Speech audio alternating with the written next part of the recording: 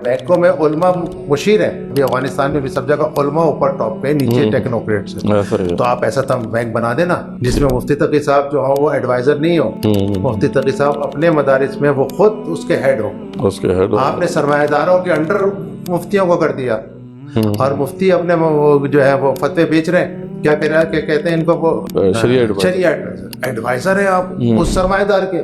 सही बात। आप किसके एडवाइजर हैं? एक सरमायादारी के एडवाइजर थोड़ी होंगे, टेक्नोक्रेट एडवाइजर होता है उलमा का। ये उल्टा क्यों कर दिया आपने सरमायादारी में? इसमें भी शर्म नहीं आ रही इन लोगों को। उलमा एडवाइजर हैं सरमायादारों के, बदमाशों के। लेकिन यहाँ पे तो बस मसला ये है ना कि उलमा पे भी ट्रस्ट नहीं है, और उलमा ने जिस तरीके से इस सारे सिस्टम को लेजिटिमेट किया है, तो मसला तो उधर भी फिर आ सकता है कि जो उलमा फिर इस सिस्टम को भी एक्सप्लॉइट करें। नहीं, जितने भी हमने उलमा ने बहुत सारे काम किए हैं, जमात इस्लामी को देख लीजिए, दूसरी को देख, इनकी हाँ मैं कह बेहतर है ये भारत